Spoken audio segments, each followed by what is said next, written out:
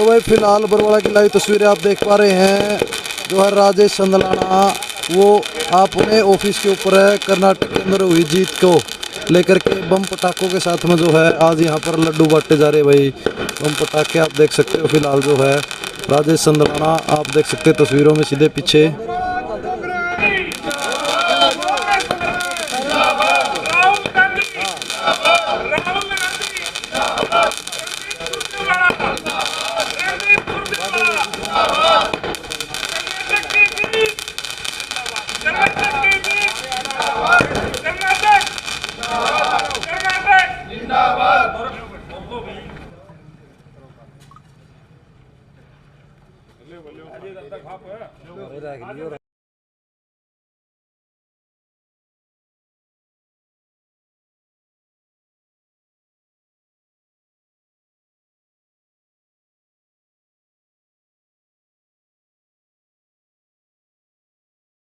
जिंदाबाद, सोनिया गांधी जिंदाबाद, राहुल गांधी जिंदाबाद, बरवाड़ा कांग्रेस जिंदाबाद, रणदीप सुरजेवाला जिंदाबाद, कर्नाटक कांग्रेस जिंदाबाद, कर्नाटक कांग्रेस जिंदाबाद, सोनिया गांधी जिंदाबाद, रणदीप सुरजेवाला जिंदाबाद, राहुल गांधी जिंदाबाद, हरियाणा कांग्रेस जिंदाबाद, हरियाणा कांग्रेस। जी सर, आज की कॉन्फ्रेंस के बारे में बताइए, किस लिए रखी गई है? आज आप सबको पता है कई सालों बाद कांग्रेस की जीत का दूसरा चरण शुरू हुआ है। पहले हिमाचल से शुरू हुआ था, आज कर्नाटका से हुआ है। हिमाचल एक छोटी स्टेट थी, कर्नाटका बहुत बड़ी स्टेट है जिसको दक्षिण का द्वार कहते हैं। यहाँ दारो बाजार सारा नरेंद्र मोदी जी वर्सेस राहुल गांधी और प्रियंका गांधी की आपस की राजनीतिक लड़ाई थी और ये लड़ाई असत्य पर सत्य की जीत है। कर्नाटक के मुद्दों की लड़ाई थी और इसके बाद जनता ने बहुत सोच समझ के अच्छी प्लानिंग, रणदीप सुरजेवाला जो कि वहाँ के प्रभारी हैं, काफ़ी टाइम से उन्होंने ये सारी जो संगठनात्मक का और दूसरी लड़ाई लड़ी है उसमें इसका श्रेय जो जाता है, आज हमारे वो कर्नाटका के प्रेसिडेंट हैं, उन्होंने कहा है मैं इसका श्रेय सबको देता हूँ, एक्स चीफ मिनिस्टर को, हाई कमांड को, वर्कर्स को, और कई मुद्दे जो हैं आप सबके सामने हैं। ये आज सारे हिंदुस्तान में ये कर्नाटका की जो जीत कांग्रेस की है, ये 2024 का एक नई शुरुआत कांग्रेस के लिए हुई है। राहुल गांधी जिसको बीजेपी ने मीडिया की बदौलत उस पर जितना पैसा खर्च करके उसको पप्पू बनाया था, आज वो जनता की बदौलत आज वो प्रिंस बन गया है। वहाँ की जनता ने उनको जो आज इतनी बड़ी बहुमत से जीत दी है, ये आज दोबारा कांग्रेस की उन नीतियों की है जो 36 बिरादरी और हर मामले की जो लड़ाई थी वो जीत है। मैं आज और ज़्यादा न कहते हुए आज इसी में अपनी पार्टी की तरफ से, हल्का की तरफ से, भाई जो युवा आए हुए हैं राजेश संदलाना की तरफ से, उनके दफ्तर में आज सब लोग आए हैं, मैं आपका धन्यवाद भी करता हूं, बधाई भी देता हूं और उम्मीद करता हूं आज इस खुशी में आप जिस हाज़िरी से शरीक हुए हैं, आगे भी इन नीतियों के साथ इस तरह शरीक होते रहेंगे। आपका बहुत बहुत धन्यवाद। राजेश जी, क्या कहेंगे, कर्नाटक चुनाव में जय बजरंग बली का एक नारा जो लगा था वो अब किसके साथ जनता ने देने का काम किया? ये सबसे पहले तो पूरे 36 बिरादरी की, सभी धर्मों की और पूरे कर्नाटक की जीत है और ये पूरे प्रदेश नहीं पूरे देश की भी जीत है। पूरी 36 बिरादरी और सभी धर्मों की जीत है, न कि किसी एक धर्म की जीत है, न कोई एक बिरादरी की जीत है। जो बीजेपी सरकार बिरादरी के नाम पे बांटना चाहती थी, ये मोदी और अमित शाह के मुंह पे तमाचा है। और जो बजरंग बली जी की शरण में गए थे जीत का आशीर्वाद लेने के लिए, बजरंग बली जी ने भी उनको गदा मारकर अपने घर बैठाने का काम किया है। बजरंग बली जी का आशीर्वाद कांग्रेस पार्टी के साथ है, आम जनता के साथ और 36 बिरादरी और सभी धर्मों के साथ बजरंग बली जी का आशीर्वाद है। ये जीत पूरे प्रदेश नहीं पूरे देश की है। सोनिया गांधी जी ने, राहुल गांधी जी ने रणदीप सुरजेवाला को वहां रणनीतिकार बनाकर भेजा था, वहां का प्रभारी बनाने का काम किया था। रणदीप जी ने उनके आशीर्वाद को और उनके विश्वास को अटूट और पूरा मजबूत रखा है, और वहां रणदीप जी की रणनीति के आगे मोदी और अमित शाह जी धराशायी हो गए और उनको मार का सामना करना पड़ा। क्या लगता है कर्नाटक की जीत से और बाकी राजनीति की बात की जाए कितना असर इसका दिखाई देगा? हरियाणा की बात करें, हरियाणा में भी आगे चुनाव होने हैं, कितना असर इस चीज का? ये 2024 के चुनाव में, चाहे लोकसभा का चुनाव हो चाहे प्रदेशों के चुनाव हो, ये एक बहुत बढ़िया साबित होगा।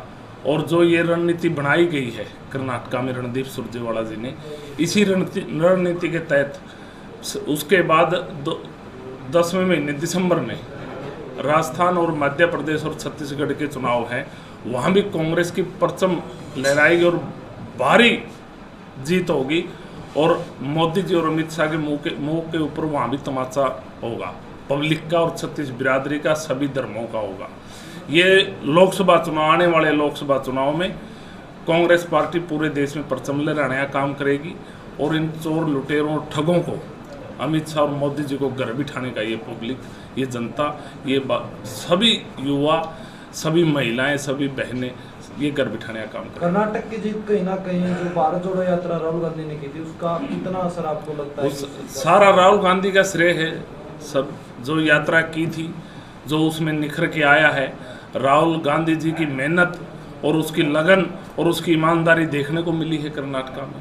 उससे ईमानदार और उससे सच्चा कोई नेता है ही नहीं। ये तो अमित शाह जी और मोदी जी तो एक लूट और खसोट और झूठ की दुकान है, जो अब ताला लगाने का काम किया है कर्नाटका ने। ये अब उसकी दुकान के ऊपर ताला लग गया है और ये सिमटती जाएगी। हरियाणा में जिस प्रकार से देखा जाए, कांग्रेस पार्टी कहते हैं कि गुटबाजी का शिकार है, तो आने वाले विधानसभा और लोकसभा चुनाव में आपको क्या लगता है, क्या मिलकर के चलेगी? बिल्कुल कोई गुटबाजी नहीं है, सभी एक हैं। सबका अपना अपना खुद का संकल्प है, खुद का वो है भाई तरीका है पब्लिक में जाना और वोट मांगने का। लेकिन कांग्रेस पार्टी ग्राउंड स्तर पे भी सब एक हैं, और हरियाणा में 70 सीट आएंगी कांग्रेस की, और हाईकमान फैसला करेगा कौन मुख्यमंत्री की सीट पे बैठा, कौन मंत्री वजीर बनेगा इस प्रदेश का, वो हाईकमान ने। पिछली बार भी अगर सीट अच्छे से बांटी होती तो शायद हो सकता था, आज के समय ये चर्चाएं चलती कि कांग्रेस की सरकार होती, लेकिन आप एक गुटबाजी की वजह से आपकी सीटें खराब हुई, गलत बटी तो खराब हुई, इस वजह से आप विपक्ष में बैठे। नहीं जी, ऐसा कुछ नहीं है।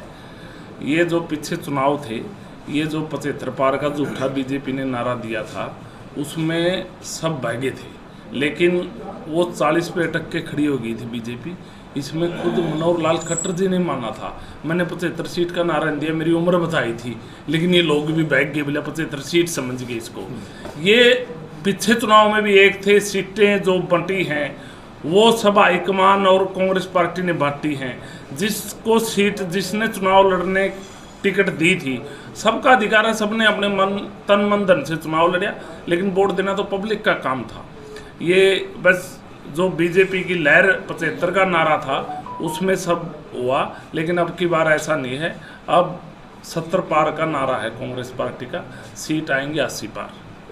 आप भी कहीं ना कहीं किसी की उम्र तो नहीं बता रहे हो इस 70 पार के नारे की? नहीं, उम्र है ही नहीं हमारे नेताओं की, सबकी जो युवा है ना इसमें, चाहे रणदीप सुरजेवाला हो चाहे और नेता हो, सब 60, 62, 65 है, 70 की तो कोई उम्र ही नहीं है किसी की, या फिर 70 से ऊपर है।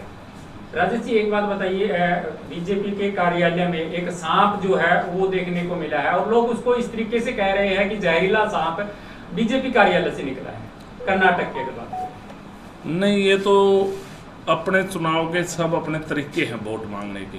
किसी ने धर्म के नाम पे, बीजेपी ने तो हमेशा ही विकास के नाम पे तो वोट मांगा ही नहीं, ना रोजगार के नाम पे वोट मांगा, ना युवाओं के ख्याल रखकर वोट मांगा।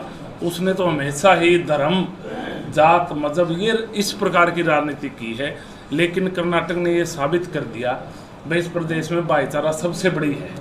कांग्रेस की इस प्रचंड जीत के प्रति आप पहले से कितना आश्वस्त थे कि इतनी प्रचंड जीत जो है वो कांग्रेस ले पाएगी? क्लियर थी वो तो, पहले रुका चुनाव से पहले ही चर्चा था कर्नाटक का, तो भाई इस झूठी, लुटेरी और गुंडों की सरकार को भगाना है और इस प्रदेश में और इस देश में एक अच्छे नेता को लेके आना है। जो राहुल गांधी एक ईमानदार और सच्चे नेता हैं, उसके ऊपर कर्नाटक ने मोहर लगाने का काम किया। सवाल है सर, युवा रणदीप सिंह सुरजेवाला के टच में है, तो इस जीत के बाद उनका कद बढ़ने के बाद टिकट वितरण में कितनी ज़्यादा भूमिका रणदीप सिंह सुरजेवाला की रहने वाली? अभी मैं बता देता हूँ मीडिया के माध्यम से, अभी प्रभारी थे वहाँ बिजी थे, हरियाणा में टीम नहीं दे सके थे रणदीप सुरजेवाला जी। अब वहाँ का चीफ मिनिस्टर बनने बाद पूरा गठन होने के बाद वो हरियाणा में अपना काम करेंगे और सभी हलकों में जाएंगे, 90 के 90 हलकों में कांग्रेस पार्टी को मजबूत करने का काम करेंगे। और जो भी उसके साथ जुड़े हुए हैं, जो भी टिकट मांगने के इच्छुक है, सबका आवेदन लेंगे और उनकी सबकी पैरवी करेंगे। वो हाईकमान ने फैसला करना है कि उसके किसको कितनी सीटें देगी। बिल्कुल ग्राउंड पे रहेंगे हरियाणा में रणदीप सुरजेवाला जी, और उनकी बहुत मजबूत दावेदारी रहेगी हर चीज़ पर।